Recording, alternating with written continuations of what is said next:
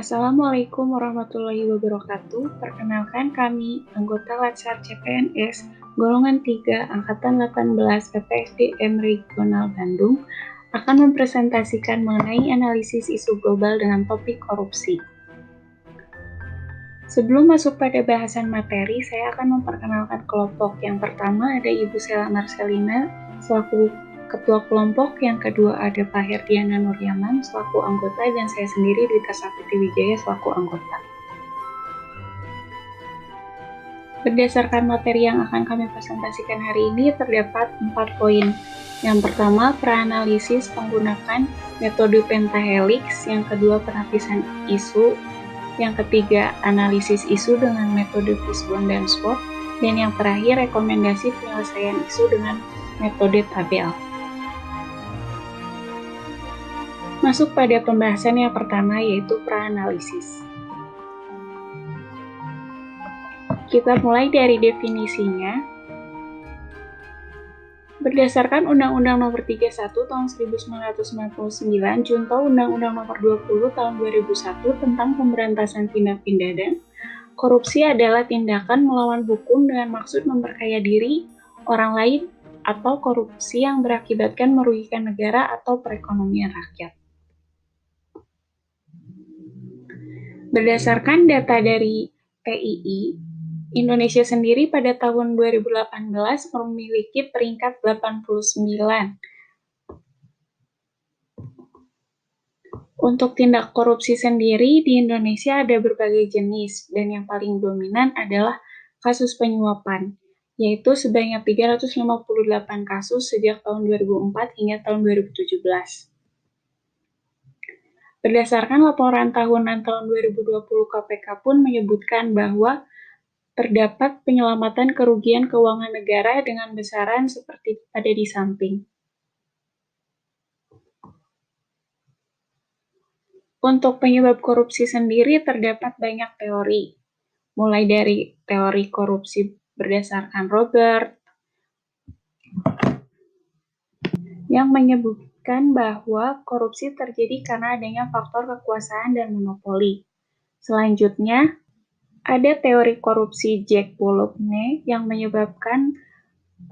menjelaskan bahwa penyebab korupsi adalah keserakahan, kesempatan, kebutuhan, dan pengungkapan. Lalu ada juga teori korupsi Donald yang menyebutkan 3 faktor yang berpengaruh terhadap kecurangan adalah kesempatan, motivasi, rasionalisasi. Lalu ada juga teori cost-benefit model yang menyebutkan korupsi terjadi jika manfaat korupsi yang didapat dirasakan lebih besar dari biaya atau resikonya. Kemudian ada juga teori willingness and opportunity to corrupt yang menyebabkan bahwa korupsi adalah kesempatan atau peluang karena kurangnya pengawasan dan niat atau keinginan yang tinggi. Dan yang terakhir adalah penyebab korupsi berdasarkan motivasi pelaku. Selanjutnya masuk pada analisis metode pentahelix. Pada analisis metode pentahelix ini terdapat 5 elemen. Yang pertama, pemerintah, masyarakat, akademisi, pengusaha, dan media. Untuk korupsi sendiri dari pemerintah, penyebabnya adalah kurangnya tingkat penyelesaian tindak pidana korupsi dalam skala mega korupsi dari berbagai sektor, baik perizinan, ekspor, impor, dan lainnya.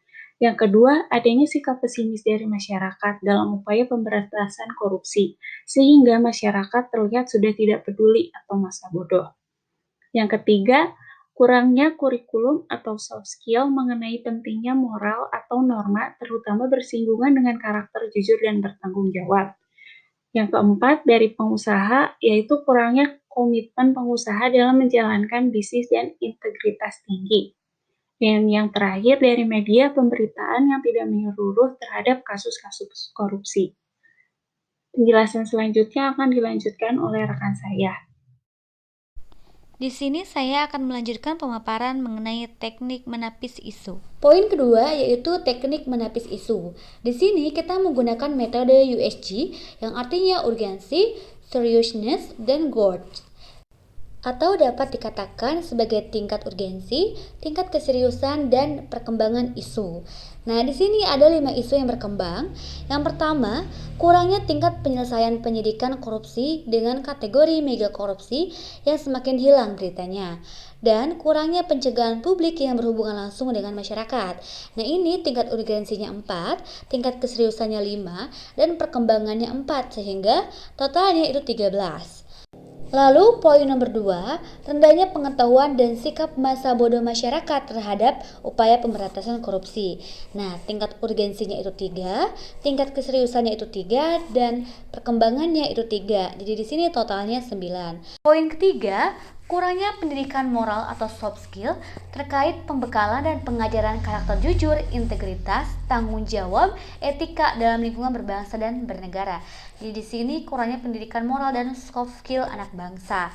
Nah, tingkat urgensinya itu 5, tingkat keseriusannya 4, perkembangannya 5, dan totalnya menjadi 14. Lalu isu yang keempat, rendahnya komitmen para pengusaha untuk menciptakan dan membangun lingkungan bisnis yang berintegritas ya. Jadi di sini masih rendahnya komitmen para pengusaha untuk membangun bisnis yang berintegritas. Nah, tingkat urgensinya 1, keseriusannya 2, dan perkembangan isunya 2, sehingga totalnya 5. Lalu poin kelima, pemberitaan yang kurang menyeluruh dan lebih mementingkan rating dan keuntungan media. Nah, kalau kita lihat sekarang, lebih mengedepankan rating dan keuntungan mereka, sehingga penyampaian beritanya pun tidak sesuai dengan kondisi saat ini gitu ya. Bahkan hal-hal yang tidak perlu diberitakan pun diberitakan. Nah, untuk tingkat urgensinya itu 2, tingkat keseriusannya 1, dan tingkat perkembangan isunya 1, sehingga totalnya 4. Baiklah, untuk pembahasan selanjutnya yaitu menganalisis isu. Menganalisis menggunakan metode fishbone atau tulang ikan. Dengan menggunakan metode ini, kita akan tahu akar permasalahan penyebab isu terjadinya korupsi. Kita mulai pembahasan metode fishbone dari yang terkecil yaitu individu. Individu sendiri mempunyai sifat serakah dan rendahnya soft skill. Yang kedua, lebih tinggi yaitu lingkungan. Lingkungan sudah menganggap hal biasa sehingga berkembangnya kegiatan korupsi. Selanjutnya, organisasi. Kurangnya keteladanan pemimpin dan kurangnya manajemen sehingga kegiatan korupsi jadi ditutupi.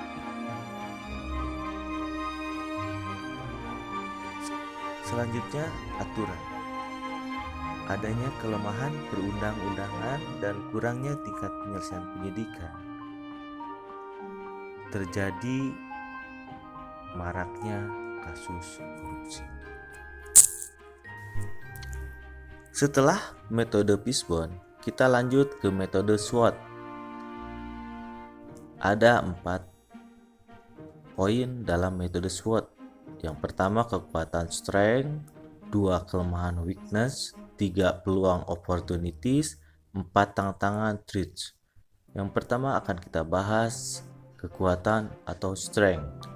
Pertama, pemerintah memegang kekuasaan penuh dalam perumusan kebijakan terkait hukuman kepada koruptor. Kedua, lembaga atau instansi adalah yang mengatur tentang penggunaan dana. 3, tersedia sumber daya manusia yang mendukung yaitu anggota penyidik korupsi. 2, kelemahan weakness. Kurangnya koordinasi antara stakeholder terkait penyuluhan tentang dampak korupsi kepada masyarakat. Selanjutnya, pengawasan yang kurang oleh instansi atau lembaga terhadap penggunaan dana. Rendahnya kesadaran akan pentingnya pendidikan moral atau peningkatan soft skill. 3, peluang atau opportunities. Pertama, kemajuan teknologi dan banyak akademisi yang mampu membuat aplikasi untuk meningkatkan akuntabilitas. Kedua, pemerintah dengan anggarannya mampu meningkatkan akuntabilitas. 3, mempermudah alur penggunaan dana. Yang keempat, tantangan atau threats. belum adanya kesadaran masyarakat terkait dampak yang ditimbulkan akibat korupsi. Kedua, kekuasaan yang dimiliki seseorang terhadap penggunaan dana. Tiga, besarnya kebutuhan tidak diimbangi dengan penghasilan. Untuk pembahasan selanjutnya akan dibahas dan ditutup oleh ketua kelompok. Kepadanya saya persilahkan. Rekomendasi penyelesaian isu. Di sini ada satu alternatif penyelesaian, yaitu pembaharuan kurikulum pendidikan yang berfokus pada peningkatan soft skill sejak dini. Pendidikan ini sangat penting ya perannya dalam kehidupan berbangsa dan bernegara. Nah, ketika satuan pendidikan lebih mengedepankan peningkatan soft skill sejak dini, maka ini akan berpengaruh baik terhadap perkembangan bangsa kita. Nah, lalu poin kedua itu tahapan setiap alternatif. Nah, apa saja sih tahapannya? Yang pertama, pemerintah khususnya Menteri Pendidikan memperbaharui kurikulum pendidikan yang berfokus pada peningkatan soft skill gitu. Jadi jangan hanya teori saja, tapi soft skillnya diperbaharui. Poin kedua, media membantu mempublikasikan informasi. Nah, diharapkan media ini secara jujur untuk mempublikasikan informasi. Jangan ditutup-tutupi atau digantikan dengan berita lain yang bisa menggugah masyarakat untuk melupakan berita yang lebih penting. Poin ketiga, akademisi melaksanakan kurikulum terbaru dan membuat bahan ajar yang sesuai kurikulum. Nah, karena kurikulumnya lebih meningkatkan soft skill, maka para akademisi yang langsung bergerak dalam bidang pendidikan ini harus menyesuaikan kurikulum yang telah ditentukan. Nah, yang keempat, pengusaha membantu para akademisi mengadakan pelatihan.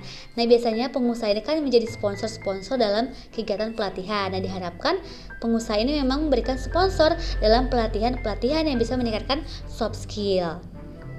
Yang selanjutnya, itu pelatihan peningkatan soft skill para akademisi. Ini masih berhubungan sama yang barusan. Lalu, masyarakat menerima dan mendukung program pemerintah. Nah, jangan